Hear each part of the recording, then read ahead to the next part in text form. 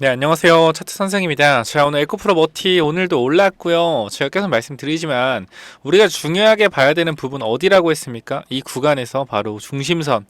이 중심선 부분 굉장히 중요한 부분이고, 이 중심선 넘어주면 어떻게 추세가 상방으로 간다라고 말씀드렸습니다.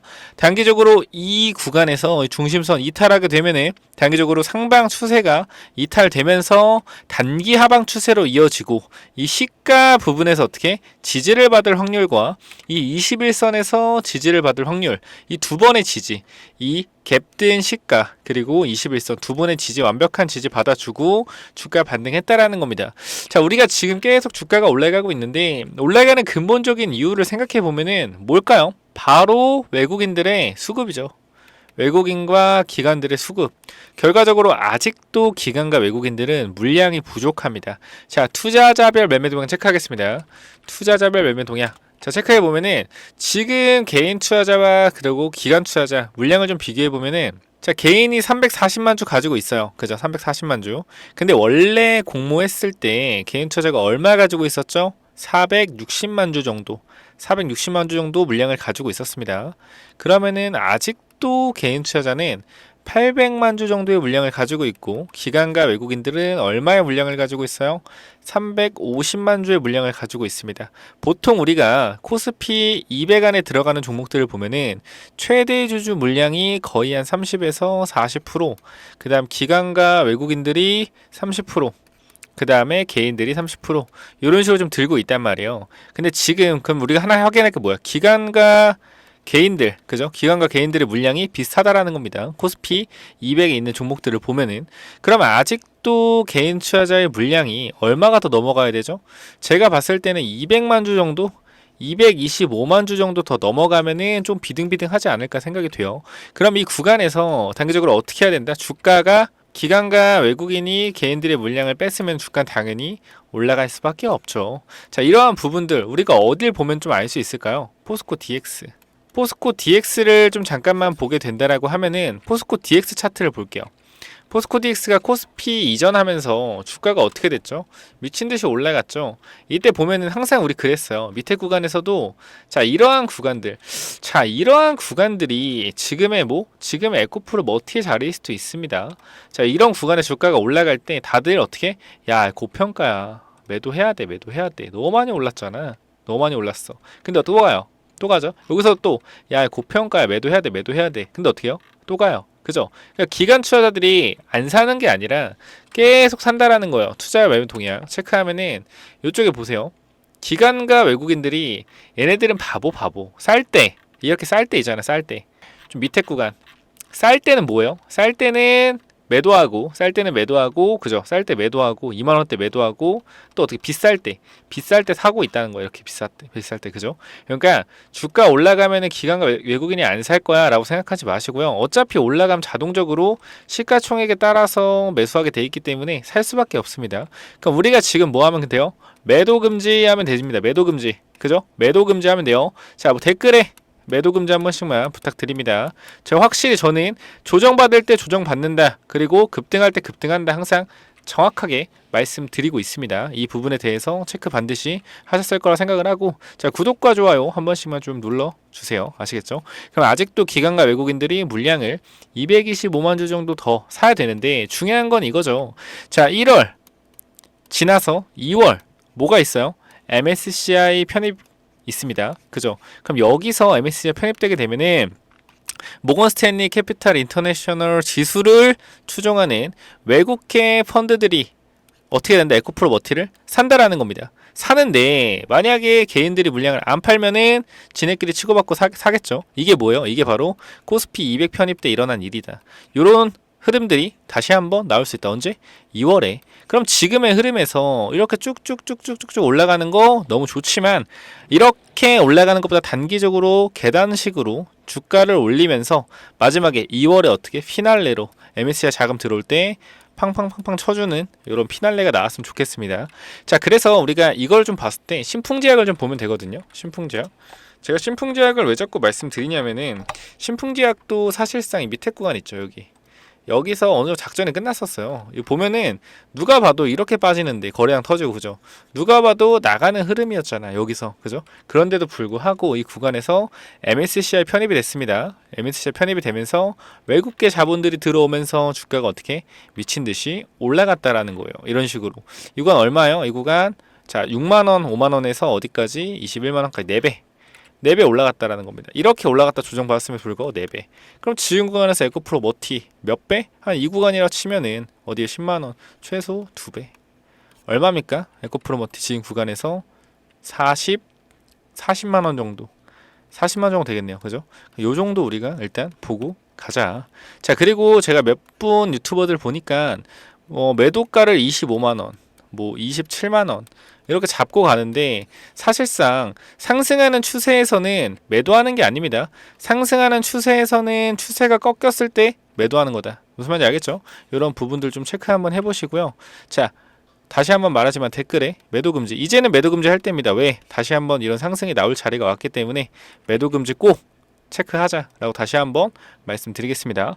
자, 우리가 지금 테슬라 관련돼서 어떻게 에코프로 머티가 이슈를 받고 있죠. 테슬라 관련돼서. 근데 중요한 사실은 자, 오늘 뉴스가 하나 떴습니다. 자, 이런 좀 안 좋은 뉴스. 테슬라 비켜라. 중국 BYD 전기차 세계 정상에 등극했다. 자, 근데 이게 조금 이것 때문에 오늘 2차전지가 많이 흔들렸거든요. 테슬라가 밀렸다는 소식에. 왜냐면은 우리 2차전지가 중국 탈중국 가고 있잖아요. 그죠? 그리고 미국에서도 IRA 법안으로 이제 중국 전기차를 중국에서 물건을 만드는 뭐 2차전지 관련된 부품을 만드는 회사들한테는 보조금을 지원하지 않겠다라고 말을 하면서 이제 중국 관련된 이슈로는 우리나라 기업들이 움직이지 않고 항상 미국 관련된 이슈, 특히 테슬라 관련된 이슈로서 많이 움직이죠. 그래서 이러한 부분들을 우리가 조금 악재로 받아들여서 오늘 2차전지가 많이 빠졌는데 중요한 사실은 에코프로 머티는 빠졌다 안 빠졌다? 안 빠졌다라는 거예요. 결과적으로 뭐예요? 자, 이러한 단기적인 이슈에도 전혀 꿈틀꿈틀거리지 않는다라는 거죠. 무슨 뜻입니까? 아직 고점이 멀었구나. 사실상 조정을 받을 생각이고 주가를 뺄 생각이라면은 사실상 오늘 같은 구간대에서 이런 악재가 떴을 때 같이 빠지는 게 맞지 않습니까? 그럼에도 불구하고 빠지지 않았다라는 것은 우리가 뭘 생각해 봐야 된다? 아직 굉장히 강하구나. 그리고 우리가 하나 또 주목해야 될 거, 증시가 조정받잖아요. 조정받으니까 IPO 관련주들의 수급이 굉장히 좋습니다. 오늘 최근에 상장한 IPO 관련주들 있잖아요. 보면은 에코프로 머티나 뭐 LS 머티리얼즈나 그죠? LS 머티리얼즈나 또 누구예요? 단석이나 전체적으로 굉장히 많이 좀 올랐습니다. 지수는 많이 빠졌음에도 불구하고 지수는 마이너스 2.34%였어요. 그러니까 이 뜻은 무엇이냐? 시장에서 이 단기적인 코스피 차익 실현 물량들이 수급이 어디로 이동하고 있어요? 바로 IPO 관련주로 이동하고 있다. 그럼 내일도 만약에 조정을 받는다라고 하면은 어떤 머티도 더 큰 상승이 나올 수 있다라는 거죠. 시장의 차익 실현 물량이 IPO 관련주들로 이동하고 있다라는 겁니다. 이런 부분들 꼭 기억을 좀 해주시고요. 자, 다시 한 말씀드리지만 구독과 좋아요 한 번씩만 좀 눌러주시고요. 자, 그리고 다 댓글에 매도 금지 한 번씩만 부탁드립니다. 자, 우리 한번 아니면은 위에 번호 있잖아요. 010-9201-6329 이쪽으로 다 같이 힘을 한번 합치자는 의미에서 매도금지 한 번씩만 보내주세요. 제가 이 매도금지 문자 캡처해서 한번 전부 다 보여드리도록 하겠습니다. 얼마나 많은 사람들이 이 매도금지의 의지를 보여주는지 한 번만 체크해 보도록 할게요. 자, 그래서 지금 뉴스 기사 다시 한번 읽고 가겠습니다. 자, 읽어보면은 전기차 판매 세계 정상 등극. 근데 중요한 거는 일단 BYD 같은 경우는 내수 시장에서 굉장히 많은 좀 영향을 보여주고 있습니다. 자, 얘네가 20만 주를 매도하는데 20만 주를 매도래요. 20만 주를 판매하는데 이 중에 6만 주는 수출, 14만 주는 내수입니다. 내수. 근데 우리가 주목할 게 BYD가 지금 테슬라 비켜 뭐 전기차 판매 세계 정상 등극이라는데 하나 알아야 될 게 있습니다. BYD 같은 경우는 중국 보조금 정책이 끝납니다. 힘을 못 받을 가능성이 굉장히 커요. 왜? 기술력 자체가 테슬라가 월등히 앞선다. 이런 거 필요 없어요. 중국 꺼져라. 어차피 뭐요? 답은 테슬라다. 이렇게 좀 보시면 될 것 같고, 자, 좀 읽어볼게요. 그리고 4분기만 꺾은 거면 4분기만 꺾은 거예요. 4분기 왜 꺾었겠습니까? 중국에서 보조금 정책이 마지막이었기 때문에 많은 사람들이 전기차를 구매하면서 이번에 한번 꺾었다라고 볼 수 있고, 보조금 정책 끝났기 때문에 BYD 전기차는 더 이상 많이 팔리지 않을 거라고 저는 생각이 됩니다. 자, 그래서 현재 구간에서 중국 전기차 제조업체 비아디가 올해 해외 시장 확장을 통해 세계 정상에 오를 전망이다. 월드스트리트 저널 2023 테슬라를 젖히고 세계를 제패할 중국의 비아디라는 제목의 보도를 국내 경쟁을 극복한 비아디 다음 우선순위는 해외 진출이라며 내다봤다. 별로 읽기 싫네요. 그죠? 자, BYD는 이미 지난해 독일 자동차 업계 폭스바겐을 제치고 중국에서 가장 인기 있는 자동차 브랜드로 등극하는 데 이어 지난 4분기에는 테슬라를 제치고 세계에서 가장 많이 순수 전기차 EV를 판매한 제조업체로 올라섰다. 비아디에 따르면 지난해 4분기 EV 판매는 52만 6,409대였다. 테슬라는 같은 시간 48만 대를 고객에게 인도해 분기 실적으로는 처음으로 2위로 밀려났다라고 나와 있네요. BYD 선전은 EV 시장을 급속도로 BYD의 선전은 중국의 EV 시장이 급속도로 성장했기 때문이다. 중국 자동차 공업협회에 따르면 EV와 하이브리드차, 플러그 하이브리드차, 수소차를 포함한 중국의 신 에너지 차량 판매는 지난해 첫 11개월 동안 37% 증가했다. 중국에서 판매된 자동차 중 3대 중 1대 이상이 전기차였다. 왜? 보조금을 지급했으니까. 이제 안 하잖아요. 안 살걸요? 자, 이 가운데 BYD 활약이 두드러졌다. 어쩌고저쩌고. 아, 이거 뭐 중국에서 썼나? 왜 이렇게 막 너무 이렇게 빨아주는데요? 그죠? 자, BYD 어차피 중국이 지금 에코프로 사신 분들은 중국 이런 말 하면은 안 좋아해야 됩니다. 당연히 아시죠? 전구체 경쟁자예요. 자, 치열한 자국 내 경쟁을 치르는 가운데 수익성을 높이기 위해 해외로 눈길을 돌릴 것이라고 WSJ는 전망했다. 자, 여기 좀 나오네요. 좀 정확한 얘기가 나오는 것 같은데 BYD 추월 테슬라 입시 더 커진다. 자, BYD가 사상 최초로 테슬라를 넘어섰지만 테슬라에 대한 믿음은 공고하다. 오히려 테슬라 영향력이 커질 것이란 예상이 나왔다. 이게 맞죠, 그죠? 국내에서 이른바 돈나무나라로 유명한 캐시우드가 테슬라가 앞으로도 성장세를 지속하고 미국 경제를 송두리째 바꿀 것이라 말했다. 아, 근데 우리 돈나무 누나는 좀 믿을 사람이 못 되죠. 수익률 그때 마이너스 70%인가? 제정신 아닙니다, 이 사람도. 근데 어쨌건 테슬라를 찬양해 주니까 우리 입장에서 뭐 좋죠, 그죠? 자, 읽어보면은 캐시우드 CEO는 GM과 포드는 수익을 내려면 생산 규모를 늘려야 하고 이 과정에서 비용이 증가하고 있다며 테슬라가 여전히 입지를 공고히 할 수밖에 없다.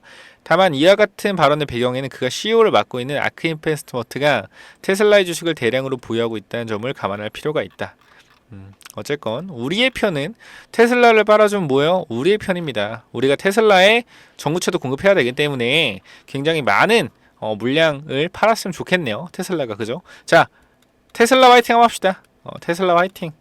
테슬라 화이팅. 시간 되시는 분들은 위에 문자로 010-9201-6329 자, 테슬라 화이팅 한번 갑시다. 테슬라 화이팅 한번 가주시고요. 댓글로도 테슬라 화이팅 갑시다. 테슬라가 잘 돼야 누가 잘 되는 거예요? 에코프로 그룹이 잘 되는 겁니다. 중국이 망해야 누가 잘 되는 거예요? 에코프로 그룹이 잘 되는 겁니다.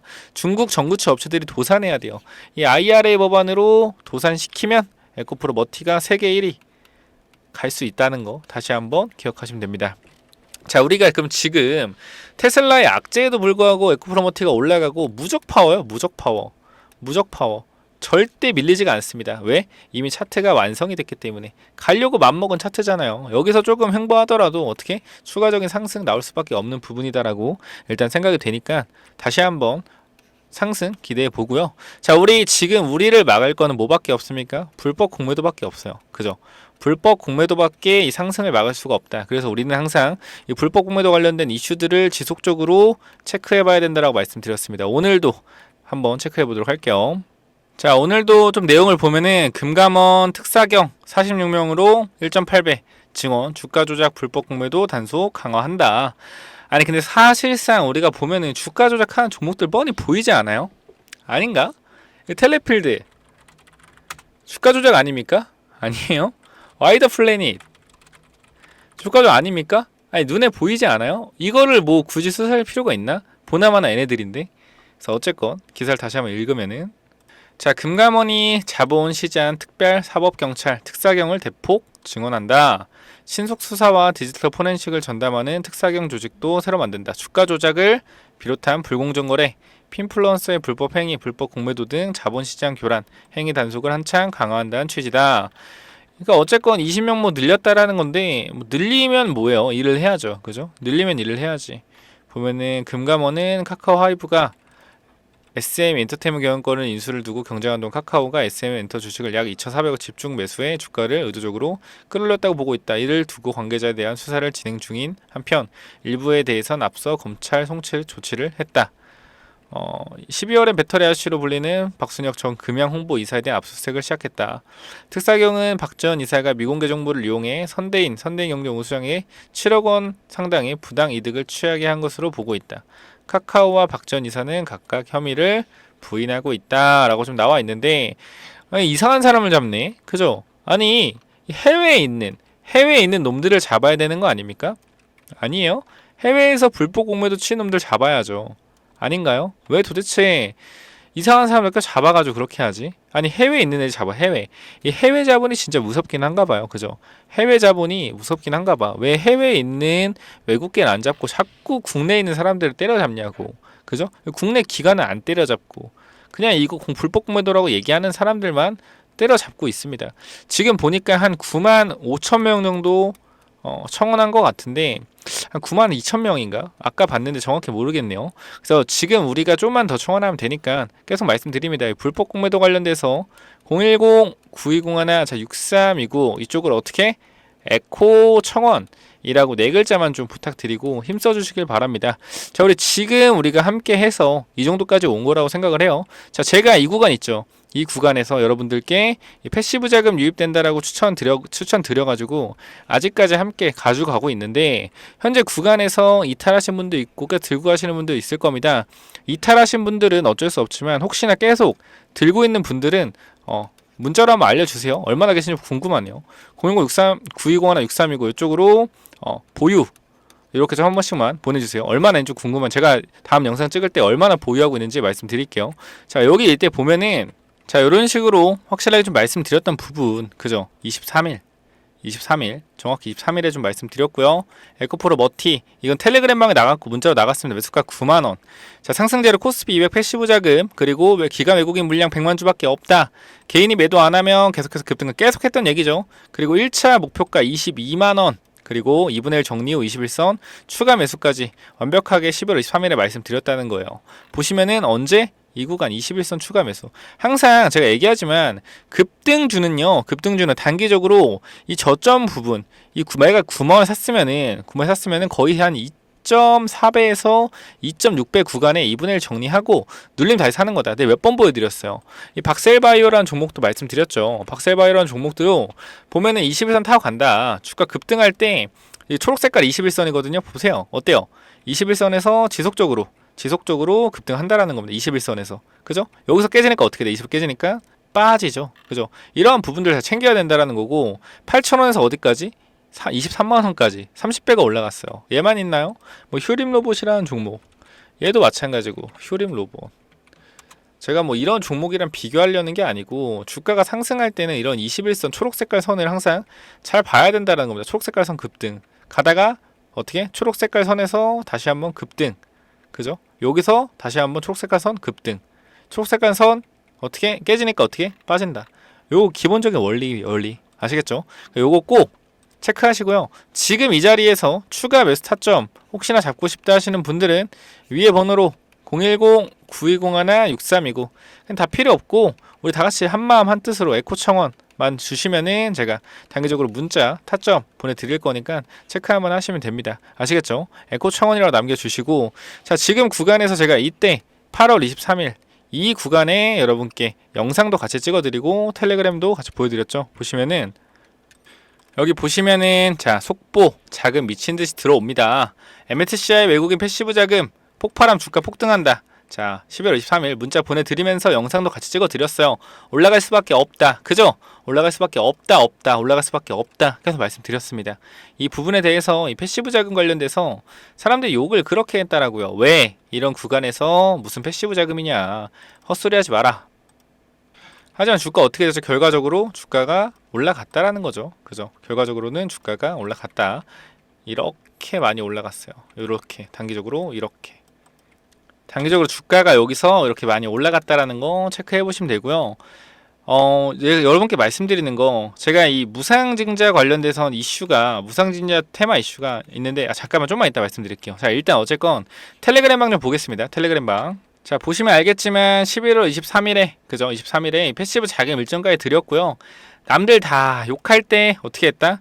패시브 자금 일정 확실하게 여러분께 전달 드렸다라는 거 기억을 좀 해주십시오. 패시브 자금 일정 확실하게 전달 드렸습니다. 그죠? 그렇기 때문에 이 패시브 자금 일정 1월에도 있어요. 1월에도 3번 있다. 패시브 자금 일정 3번 있고, 그 다음 뭐 있습니까? 2월에 뭐 있어요? 2월에도 MSCI 관련된 이슈가 있다라는 겁니다.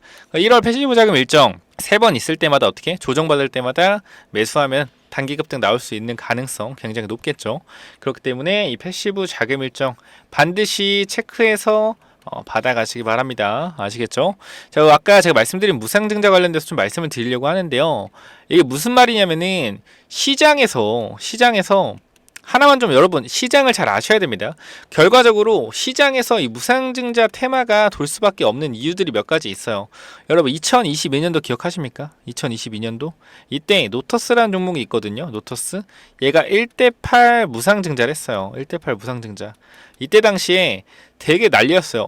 야 1대8 무상증자를 한다고? 그리고 얘가 7연상 갔습니다. 7연상 갔다가 이렇게 무너졌는데 중요한 건 뭐냐면은 이 이후로 시장에 무슨 테마가 돌았냐면은 유보율을 높고 그 다음에 유통주식 낮은 이러한 종목들이 무상증자를 진행하면서 이러한 종목들을 찾으려고 현안이 됐어요. 왜? 이러한 종목들이 3배, 5배 계속 상한가로 폭등했기 때문이죠. 이게 무슨 말이에요? 결과적으로 1대8 무상증자로 시장에 무슨 테마가 돌았다? 무상증자 테마가 돌았다라는 겁니다. 무슨 말인지 알겠죠? 그래서 시장에서 이 무상증자 테마를 엄청나게 좀 찾았다라는 거예요. 사람들이. 그래서 유보율 높은 애들, 유통주식 낮은 애들이 3배, 4배씩 올라갔다. 그 제가 이 무상증자 관련돼서 여러분께 한 가지 선물을 좀 드리려고 합니다. 이 무상증자 관련돼서 제가 1위부터 10위까지 유보율 높은 거 정리해놨거든요. 아니 갑자기 왜요? 자, 1대14 무상증자 떴잖아 이번에. 소록스. 그죠? 떴어요. 자, 1대8도 아니고 1대14입니다. 시장을 뒤집어 놓을 만한 무상증자예요. 자, 그러면은 이게 어떻게 되는 거냐면은 소록스 보면은 이런 식으로 점상 가죠. 얘가 조금 더 올라가면 시장에서 난리가 날 겁니다. 뭐? 야, 무상증자 찾아. 무상증자 찾아. 어떻게 돼요? 올라갈 수밖에 없다. 아시겠죠? 시장에서 무상증자 관련된 종목을 찾을 거야. 그 전에 미리 여러분들 미리미리 뭐하라? 준비해 놓으라는 겁니다. 아시겠죠? 그래서 무상증자 관련된 종목이 뭐냐면은 자 바로 이건데요. 2024년도 1월 유보율 1위부터 10위 가장 유보율 높은 종목들 제2의 소록 찾기로 가지고 왔고 유보율 1000% 이상, 2000% 이상 시가총액이 낮아야 주가가 폭등이 강하게 나오겠죠. 그리고 유통 주식수도 적어야지 무상증자하는 이유가 있을 테니까 요렇게 좀 만들어 놨고 자 제일 중요한 부분입니다. 1위 같은 경우 1위부터 3위 이런 애들은요 여기서 3가지 이상 포함되는 경우가 1위부터 3위 만들어 놨고 4위부터 10위까지는 2개 내지 3개 정도 있는 애들을 4위에서 10위로 정리해 놨습니다. 그럼 이 10종목 안에서 무상증자 나올 가능성 굉장히 높고 주가에 폭등이 나올 가능성 높다라는 겁니다. 아시겠죠? 누구처럼? 소록스처럼. 무상증자 후에 시가총액이 낮아지니까 그거에 따른 폭등 그리고 무상증자 기대감으로 폭등이 나올 수 있는 회사들 나올 수 있다. 제가 말씀드렸지만 2022년도에 엄청난 테마가 불었죠. 무슨 테마? 무상증자 테마. 그거에 대한 예시를 좀 보여드리도록 하겠습니다. 자 먼저 MDS테크. 자 무상증자 전에 주가가 빌빌거리다가 무상증자 후에 주가 어떻게 됐죠? 폭등하는 모습을 보여줬다라는 겁니다. 상승률은 250%에 3,800원. 자, 무상증자 전에 특이사항이 발생했었는데 이 특이사항 같은 경우는 자, 제가 연구해서 만들어낸 이러한 자료이기 때문에 반드시 말씀드렸지만 필요하신 분들만 받아가시고요. 자, 010-9201-6329 자, 이쪽으로 쏘라고 한 글자 남겨주신 분들께 드릴 거니까 반드시 요거 관련돼서 쏘라고 한 글자 남겨주시고요. 밑에도 마찬가지 CMS, 세미시스코. 자, 요거 같은 경우는 에디슨 EV로 사명이 바뀌었죠. 그리고 또 스마트 솔루션즈로 이름이 바뀌었는데 얘 같은 경우는 무상증자 특이사항 마찬가지로 폭등했다가 요런 중요한 특이사항이 있었고요. 이 특이사항 이후에 주가 어떻게 됐다? 8배 이상 폭등했다라는 겁니다. 8만원까지 폭등했어요. 그래서 이 무상증자던 이 특이사항도 반드시 받아가시고요. 자, 요렇게 주가 폭등한 거 알겠죠? 이게 전부 다 뭐다? 바이오스텝 이후, 노터스 이후에 나오는 시장에서 무상증자 테마가 돌았다. 또 있습니다. 또 뭐 있죠? 바로 이노시스 이 종목도 마찬가지로 특이사항 존재했고 상승률 230% 무상증자 후에 이런 식으로 특이사항 이후로 상승이 나왔다라는 겁니다. 그리고 중요한 건 무증 후에 주가의 흐름을 봐야죠. 전부 다 어떻게? 전부 다 빠지는 흐름 나오고 있다. 그렇기 때문에 반드시 뭐 해야 된다? 무증 전에 매도하고 나와야 된다. 그러니까 이 무상증자 관련돼서 시장에서 이제 테마가 돌기 전에 미리미리 사놓고 올라갔을 때 매도해야 된다라는 겁니다. 그래서 이쪽에 2024년도 뭐요? 무상증자 관련돼서 유보율 높은 회사들 정리해놨으니까 반드시 체크해 보시기 바랍니다. 아시겠죠? 이 부분 반드시 우리가 체크해야 된다. 유보율 1000% 이상, 2000% 이상 1위부터 10위 준비해놨으니까 반드시 체크하셔서 어떻게 하자? 매수하자라는 겁니다. 왜? 제2의 소록스 미친 폭등 나올 수 있다 없다? 나올 수 있다라는 겁니다. 자, 하나만 아시면 돼요. 소록스 무상증자 발표 전에 주가 미리 올라갔습니까? 안 올라갔습니까? 보세요. 자, 무상증자 발표 전까지 주가 몇 배 갔죠? 밑에 구간. 자, 900원에서 어디까지? 2100원까지 몇 배 갔습니까? 2.4배 정도 올라갔죠. 자, 이거 과연 우연일까요? 아니면은 미리미리 누군가 사놓을 건가요?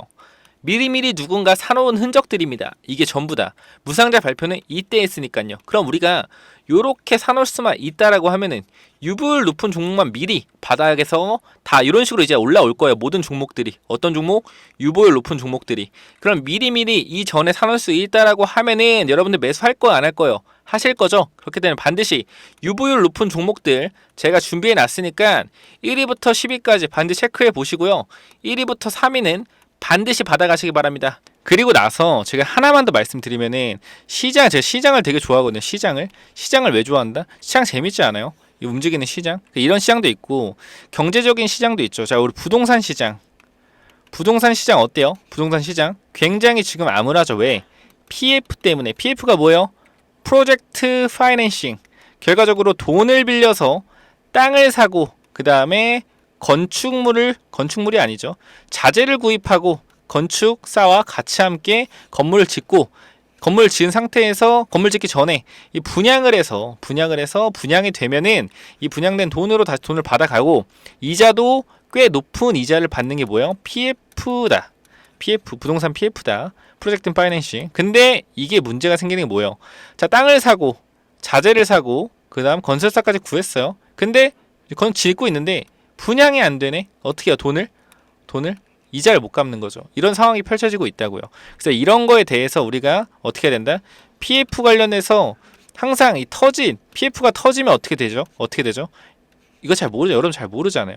PF 터지면 어떻게 될 것 같아요? 큰일 납니다. 그래서 이거에 대해서 좀 얘기를 해드릴 건데, 자, 이게 뭐냐면은 자, 이게 지금 굉장히 심각한 상황으로 가고 있거든요. 아시겠지만 태영건설 같은 경우도 워크아웃을 신청했습니다.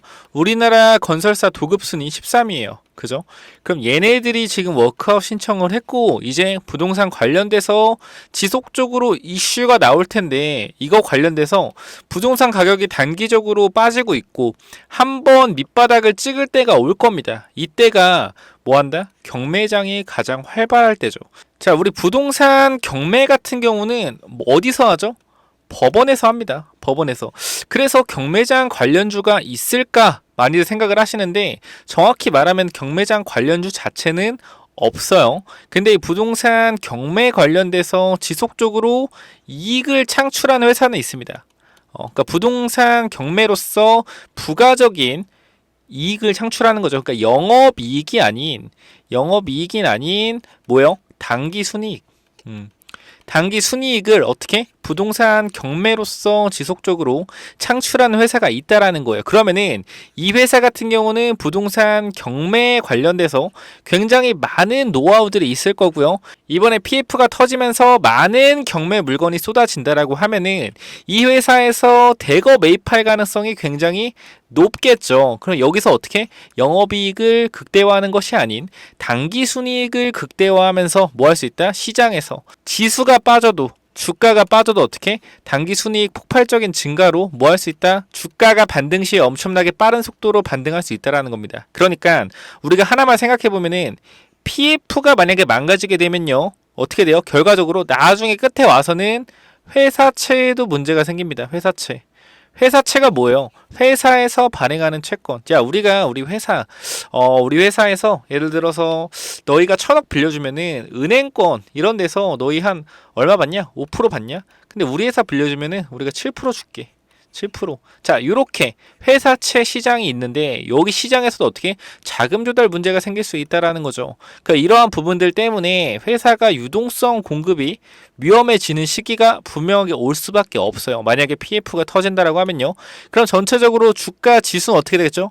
주가 지수는 무너질 수밖에 없다. 단기적으로. 그죠? 그럼 이때 과연 우리가 무슨 주식을 사야 될까?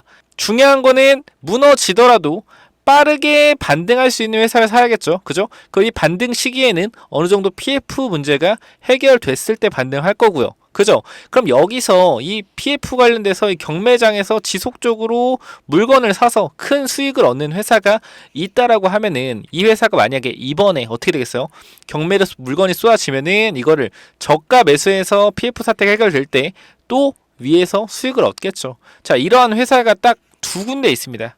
딱 두 군데 있는데 요거 제가 필요하신 분들은 자 010-9201 자 6329 자 이쪽으로 PF라고 두 글자만 좀 남겨주시면 될 것 같아요. 관련주 두 개 있습니다.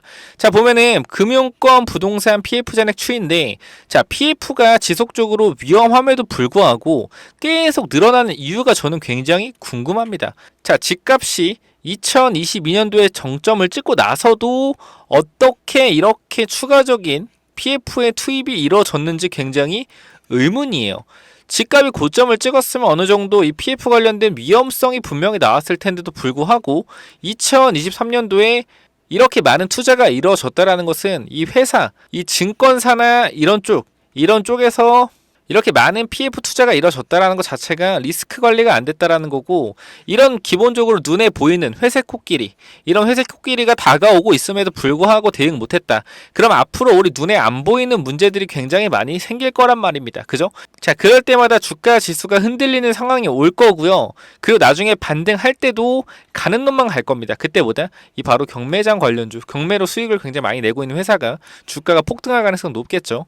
자 보면은 금융권 부동산 PF 연체율 추이인데 자 은행 같은 경우에는 굉장히 안전한 모습을 보여주고 있는데 중요한 게 어디입니까? 증권이에요. 증권. 자 증권과 어디가 위험합니까? 저축은행. 이쪽이 많이 위험하다라는 거예요. 지속적으로 저축은행 같은 경우는 연체 추이가 높아지고 있습니다. 그럼 이거에 대해서 분명하게 태영건설이 먼저 스타트를 끊었고 지속적으로 이슈가 나올 수밖에 없는데 이거 관련돼서 이 경매장 관련주가 분명하게 부각을 받을 수밖에 없다라는 겁니다. 근데 이 종목 아는 사람이 거의 없죠. 왜? 재무제표를 뜯어보지 않기 때문에 단기 순이익이 나면 많이 났네. 끝이에요. 근데 제가 알아본 결과는 경매로 많은 수익을 얻는 기업이 있습니다. 자, 이 기업이 주가가 혹시나 빠지더라도 반등할 때 어떻게? 빠르게 반등할 가능성이 있겠죠. 요 종목 위에 번호 010-9201 자 6329 자 여기로 PF 두 글자 남겨주시면은 자 제가 요거 보내드릴 테니까 꼭 이 종목 두 종목 받아가시기 바랍니다. 자 여기까지 하고 마무리하겠습니다. 감사합니다.